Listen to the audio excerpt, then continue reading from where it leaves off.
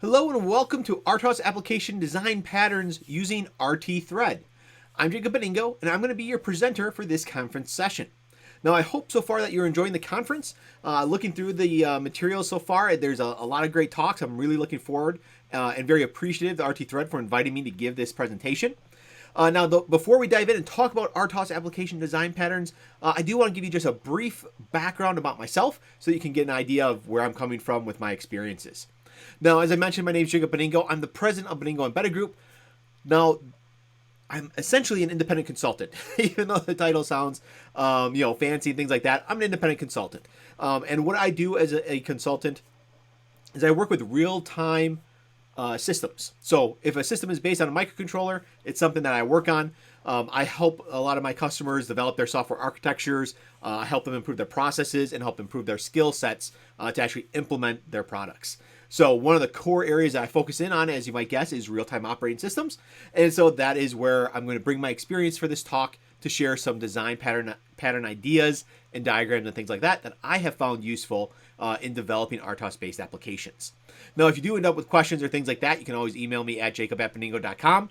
You can find my email address right here. And I also have a newsletter that I run monthly called Embedded Bytes that talks about the latest and greatest in embedded systems, particularly embedded software. So now in this session, what I'm going to try to cover here in our 30 minutes together today is I want to talk about task decomposition. I find a lot of people and companies struggle to figure out how to break their systems into tasks. So I'm going to give you a methodology that you can use there that hopefully will help you decompose your tasks. I'm going to talk about application data flow, which is a technique that I have found very useful to help me break up not just the task decomposition, but also figure out how those tasks interact with each other, how you synchronize data. And so we'll talk about that. And then finally, I'm going to leave you with a little bit of a hands-on example of a flexible task creation pattern. So there's a simple pattern that you can use that will simplify how you design and how you actually initialize your tasks when using RT Thread. And then I'll leave you with a slide there that just has some best practices that I think you will find to be useful. Okay, so task decomposition. As I mentioned, I see people a lot of times have problems figuring out how to break up their applications. Now, what I'm going to do here is we're going to use an example of a smart thermostat.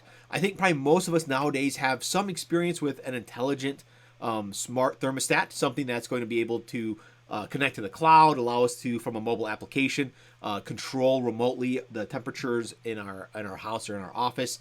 Now, there's several different tasks or techniques that we can use to decompose such a system into its basic tasks. What I have found is that there's an approach called the outside-in approach that I really like to use. And I found that it's pretty useful at helping us get the high-level application tasks. Usually there's a couple of layers we have to go a little bit deeper to fully catch everything, but I think at least for today, getting introduced to the technique may be helpful for you. And what this technique involves is there's actually 7 steps. The first step is that we identify what the major hardware components are of our system. Once we understand those major hardware components, we draw a high-level block diagram. Once you have that diagram, what we do is we follow the data. So we look at to see where data is input into the system, we look where data is output to the system, and we label that flow of data between our high-level blocks, which are those major components in our system. Once we have once we have that data flow, then what we can do is we can identify what our first tier tasks are. And these are going to be the basic tasks that really are probably going to be interacting with our hardware. Once we have those first level or first tier tasks, that is where we then determine the concurrency levels, any dependencies on the data flow and the processing. And once we have that, then the last step is we can identify any secondary tier tasks that apply specifically to our application code. Okay, so now that we have this high-level view of what the approach is, let's actually dive in and try to decompose the tasks for a IoT-based smart thermostat. Now, identifying the major components. As you can see here on the right-hand side of the slide, we have a thermostat. Now, this is going to be an IoT device. It has obviously an LCD. It's got a touch screen of some sort. We got a backlight on it so that we can interact with it. It's going to have Wi-Fi so that it can connect to our local router and then up to some cloud-based service. We may have memory storage of some sort, whether it's non-volatile memory as an EEPROM or internal flash to the microcontroller, some type of memory storage to store the settings of the device so that if we lost power and then power came back on, we could still have those default settings. And then, of course, there's going to be different sensors we interact with. things like humidity sensors, temperature sensors, maybe we're monitoring current, things like that. And then finally, if you're controlling an HVAC unit, you might also have a fan, a blower fan that's connected to your heating and cooling system that you're going to use. You might have like a high speed, a low speed, and an off setting, or fan only setting, things like that. And then maybe you have some local Bluetooth connection as well, so that you don't have to rely on Wi-Fi if your mobile device is near the smart thermostat. So just as an example, these are going to be some of the high-level components that we might be looking at. Moving on to the second step, this is where we just draw a high-level system diagram. So what you can see here is I took the idea of what this product is. It's an IoT device, and I put that in the middle of my diagram here. And what I'm doing with this then is all of the major components that I identified, I'm putting those kind of around the device. And that's going to allow me then to start to figure out what are the interactions of each of these major components with the IoT device. And you can look at the IoT device as maybe our core application code. That's going to be driving the system. So once we've got our high level application there, that's where we then move on to the third step, which is to label the inputs. So I'm going to look at all these major high level block diagrams here that I have, and I'm going to say what does sensors provide to my device? Well, sensors are going to provide maybe sensor values. LED backlight, there's probably not an input to my device here. Fan probably doesn't have a input, although if you're doing something very sophisticated, maybe you do have a current monitor or something like that, but we could look at that feedback perhaps as being just from the sensor data here. We might have Bluetooth network data from memory storage, the Wi-Fi network. Touchscreen might have XY data that we're bringing in. So we go through, we label all of these inputs. Once we have those inputs, we can label our outputs. In this case, we might have an LCD. We need to be able to print to it. We need to send network data back over to the cloud through Wi-Fi. We might want to save new data here. So you can see here, same thing with fan and LED backlight. Both of these are going to have some type of duty cycle I'm providing to control the brightness of the LED or how fast the blower fan is actually operating. So once you kind of look through all of these things, we start to get an idea. We start to see a picture of where data is coming into the system, where data is going out from the system, where there might be some data processing, and then we can also see where the data storage is. So those are kind of our main things that we're looking at here when we're trying to design from this level of the diagram. Now, at this point then, we can start to identify what our initial tasks are going to be. So in step 5, I often will expand the IoT device block out and kind of rearrange things. I personally like to put my inputs on the left-hand side of the screen as much as I can, although you can see we do have for memory storage some inputs over here on the right-hand side. But I like to have as many of my inputs on the left as I can and my outputs on the right. And what we do here is that we can start to look at our major components and kind of group them together. So for example, I say, you know what? I've got sensors data that's coming in at different rates. I have touchscreen data. Maybe it makes sense to have a process inputs task that's going to go out and periodically receive all the sensor data, and then maybe it's going to perform some processing, maybe some digital signal processing like filtering, some averaging, something like that. And then at that point, I have useful data for the IoT device to take and do something with it. Now, at this point, I don't care what's being done with it. I'm just trying to identify the first few tasks in the system that are interacting with the physical hardware of my system. So from that perspective, then I can also look and say, hey, I've got Wi-Fi and Bluetooth. I could have a dedicated task for each of these, or perhaps I could have a single task and have that task act as a network manager. So this network manager receives data from Wi-Fi and also transmit to it as well with the Bluetooth, but maybe there's some abstractions there that we can use so that the interaction with those devices is similar, and we can just use a single task to manage all of that. You can see that I might also have a print task to directly interact with the LCD, maybe a process outputs task to interact with my control devices, which in this case are really an LED backlight and the fan, and then I just have a memory manager here to interact with my non-volatile memory storage. Now, when I have that happen, there's several things that I can do with that. Memory storage, you could have it accessed by multiple tasks. You could have a mutex that's protecting that.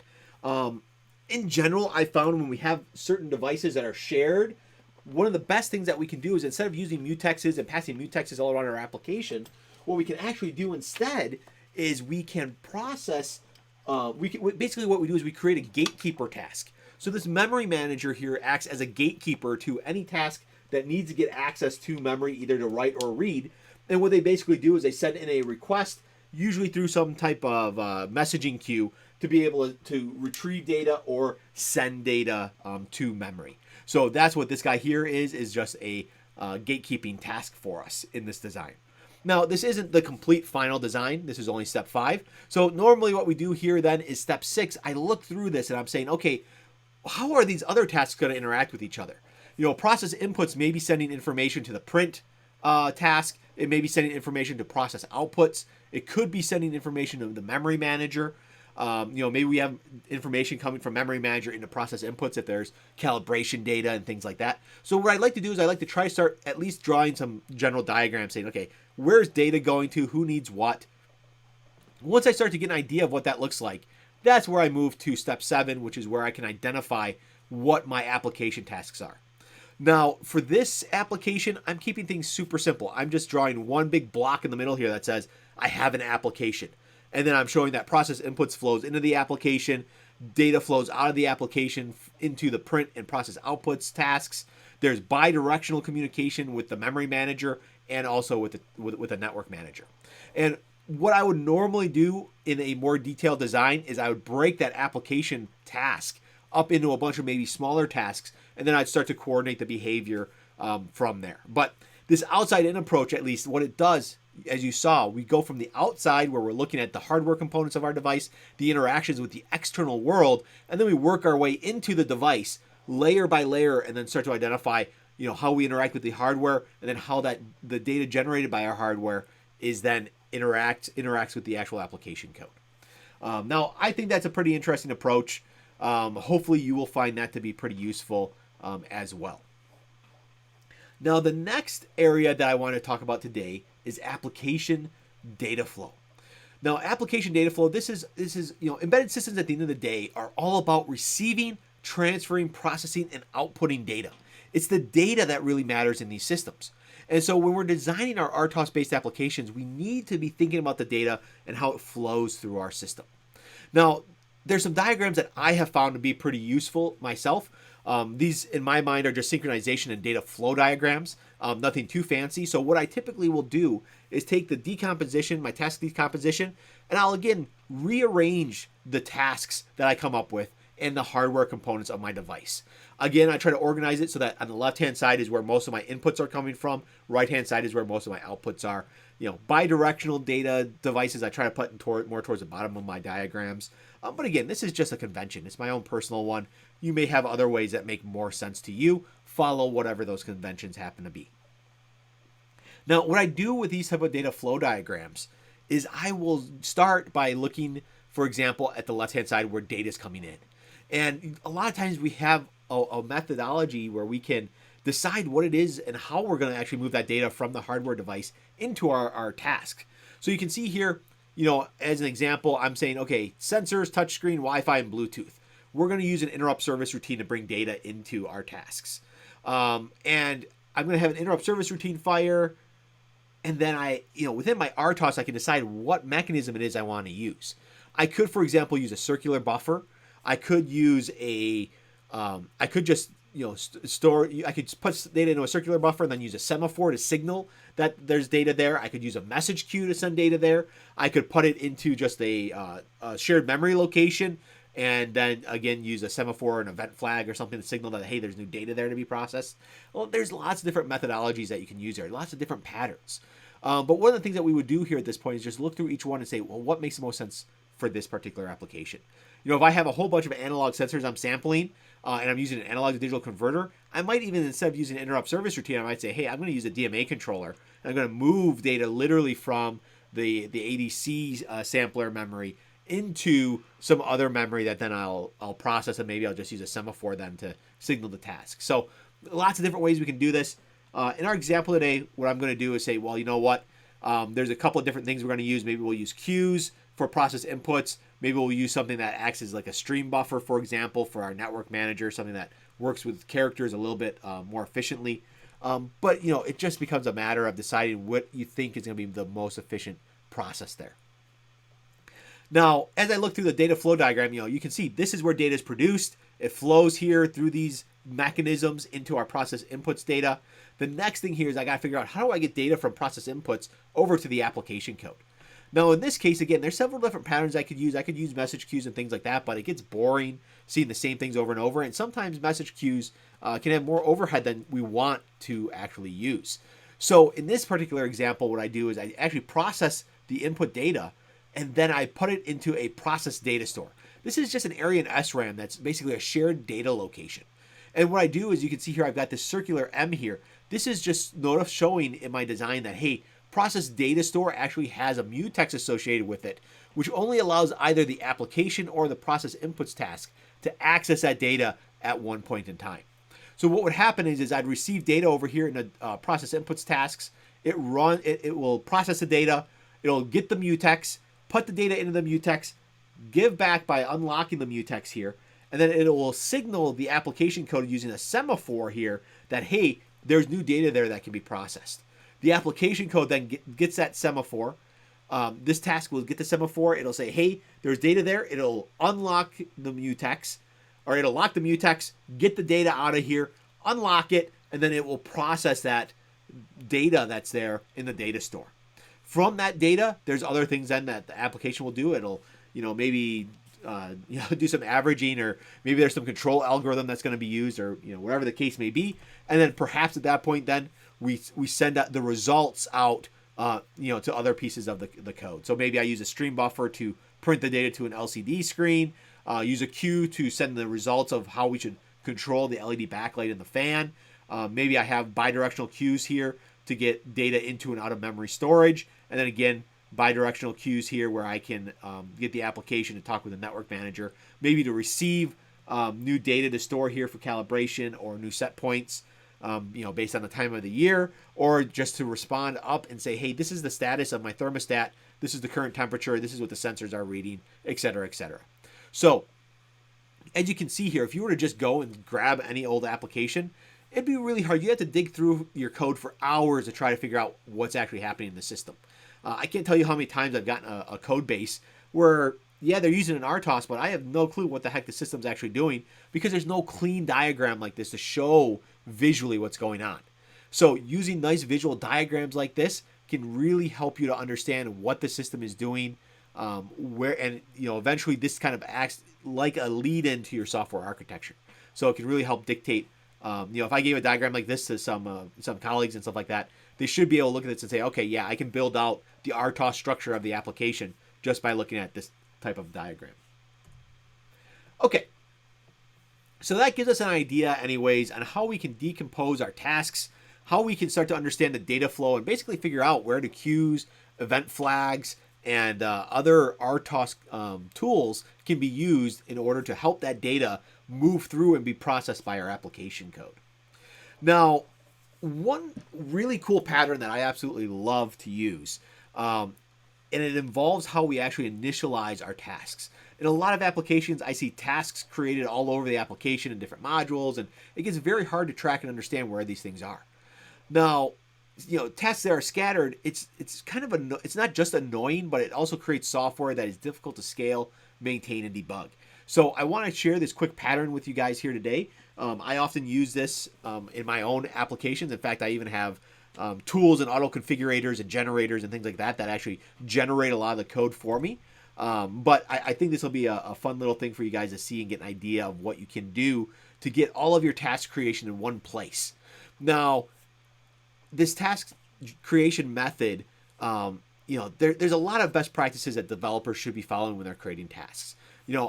First of all, tasks should be in one, tasks should exist basically in their own place in the module, right? So if I'm creating an application, every single task should have its own task module. You shouldn't have one module that has like 15 different tasks in it. You really want to create modular code. You want to think of tasks as their own separate thing. So first of all, you should separate tasks into their own modules. Secondly, task code can be made private using static, and then using a task name initialization function essentially to initialize that code to do whatever you need it to. So what I'm getting at here is that while you move tasks into their own, you can make tasks, put tasks in their own modules. You can use task initialization functions within those modules to initialize anything related to the task, such as mutexes and semaphores, shared memory locations, things like that, which is good. Then what you do is you keep the actual task code public using extern, and then you can create a configuration table to store all of the tasks in the table. And once you do that, you can actually create a function called task create all that basically loops through that table, and then it will automatically initialize all the tasks that are in the table. Now, these are, again, some best practices, so let me actually walk you through what this looks like rather than just talking about it. So what you can do here is, if you were to start, you can start by looking at defining what you need for your tasks, right? So for example, maybe I have a system that has 3 different tasks. It's got a task sensor, it's got a sensor task, a telemetry task, and an LED 2 blink task. These are going to be my 3 tasks. What I'll often do is I'll start by creating a task configuration module, a header file, that contains information about the tasks. So for example, I might have task sensor priority that is defining the priority for sensor task, for the telemetry task, and for LED 2 blink task. Now in this case, I put them all to be the exact same priority. Obviously, in a normal application, you'd have several different priorities. Probably should have picked something different, but you can get the idea. I have a nice macro here that's defining what the priorities of these tasks are. I have another set of macros that are defining what the stack size is for each of those tasks. And I have another set of macros that defines what the period is. What is the periodicity of each of those tasks? So sensor task here runs every 25 microseconds.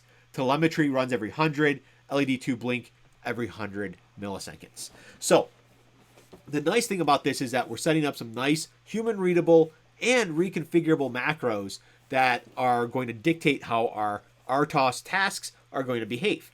And what's even nicer about this is that this is the type of thing that you could easily store this type of information in a YAML file, and then you could use a little Python script to take the configuration value from the YAML script and then actually generate C code that does this for you. So that then creates a very scalable, easily maintainable code base that you can use when working with a real-time operating system and on how you configure it. Okay, now of course the benefits to this is that all the task configuration is in a single place instead of being scattered throughout an application. It creates human readable names so that I don't have to guess at what the magic number is. And then of course it's very easy to make a system level change. Even if I'm not using an auto configuration tool, if I want to change the task priorities of my tasks, maybe after doing a rate monotonic analysis, all I gotta do is go to taskconfig.h, and I just need to go to where these masks are for the sensor, telemetry, and LED 2 blink tasks, and I can just update these right here. So that works out really well, super easy to maintain, which is great. Now, what we do with this information here is we go and we want to create, like I said, a configuration table for our tasks. Now, the way that I'm going to go and create a configuration table is I'm going to actually create a structure here that contains all the information necessary to initialize a task. So a task configuration table, it's nothing more. It's just made up of basically a developer-defined structure with all the parameters necessary to create a task. And what I'll do in this is that eventually I'll have an array of the structure, where every element in the array, every row in the array is essentially a task and the information required to initialize it.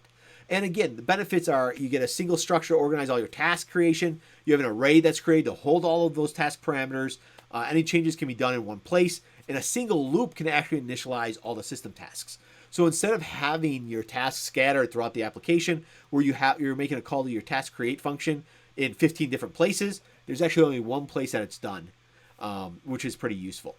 Now, on the right-hand side of this slide here, you can see the structure I'm creating. It's actually a task initialization parameters type is what I call it. And you can see here that I've got, including information like a pointer to where the task code is at, a pointer to the string name of it, what the stack size is of my task, the parameters pointer, the task priority, and then the tick for the task as well. So these things will help to initialize the actual task.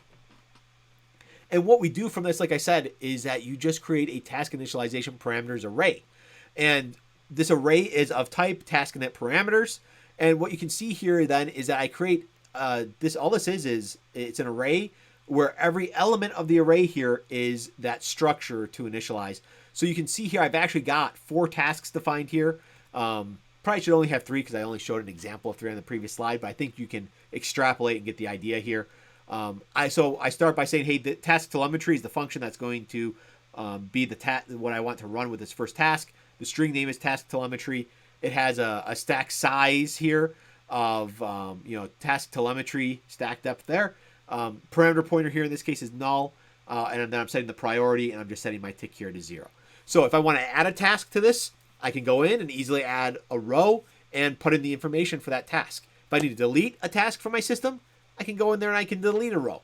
If I want to know how many tasks are in the system and get an idea of what they're doing, I just come and look at this table, and I can see that there's 4 tasks, and I can get an idea from the naming convention of what it is that they do. So this type of pattern, again, very human readable, very scalable, very reusable, and it can help remove a lot of headaches from your designs. Now, as I mentioned, the great thing about these tables is that you can loop through them and just have one function that does all the initialization. So here's an example of what my code would look like, maybe in a function that's called task create all. And all that I'm going to do is I'm going to loop through, so for task counter is equal to 0, while task is less than tasks to create, I increment my task count, and then I make a call to RT thread create, and all I need to do is pass in my parameters from the initialization table. Task init parameters, task name is passed in, we index the array at task count, then we pass in the next element, which is the task code pointer, and so on and so forth. So again, I don't have to create a whole bunch of function calls to RT thread create. I do it in one place, and I can create all my tasks at once based on my configuration table. Again, it makes the application so scalable and reusable. It's just fantastic. So, all right. So, with that in mind, I'll leave you all today with a couple of best practices for designing applications with real-time operating systems. I'm not going to go through all 10 of these. You can take a screenshot or get a hold of the slides and things like that if you want to dig into them a little bit deeper. I'll just pick a couple of favorites here. So first of all, consider each task to be its own separate application that will be maintained on its own. That will help you separate out your code and make it, you'll break the coupling, the dependencies of your application code. A lot of times I like to look at a task. I kind of like to consider it nowadays to be a microservice. It's its own little thing that's living alone, and you're trying to isolate it as much as possible, allowing data maybe to come in via a message queue and things like that, data going out. So that might be a good way to think about it. Make sure you follow good design practices by limiting variable scope. I like to pass telemetry data actually into tasks using that pointer to the data. I found that can be a great way to get system level global variables throughout the system without actually having to make them global, because we all know global variables can sometimes get trampled on. A good thing to do with high-level telemetry data as well is to build a mutex into the data structure. That can be a great way to make people realize, hey, this is protected data. Make sure you actually check the mutex. Another thing, leverage RTOS utility functions to monitor task health and wellness within your application. A lot of RTOSs have great functionality built in to monitor how your system is behaving. So definitely leverage those. Group your tasks as well into shared memory into full-blown processes to improve system robustness. So a lot of times I'll create multiple tasks and then I'll put them all within one MPU section of memory in order to limit the scope on who's able to access the data, or even what memory locations that those tasks are actually allowed to access as well. All right, so I know that brings us to the end of our presentation and our time today. I do want to thank you all for your time and attention. If you are interested in learning a little bit more about real-time operating system design patterns and things like that, there's lots of resources on my website at beningo.com. I have templates out there. I've got my blog. I have an RTOS best practices guide as well, which you can download from there. So feel free to check out those resources. Hopefully you'll find them to be useful for you. Again, thanks a lot for your time and attention. I hope you got a couple of little ideas on how you can go back and leverage some design patterns to decompose your applications into tasks, how you can identify how the data flows through your applications, and then how you can simplify your task creation. So thanks again. I'm Jacob Beningo, and I look forward to talking with you all and answering your questions shortly.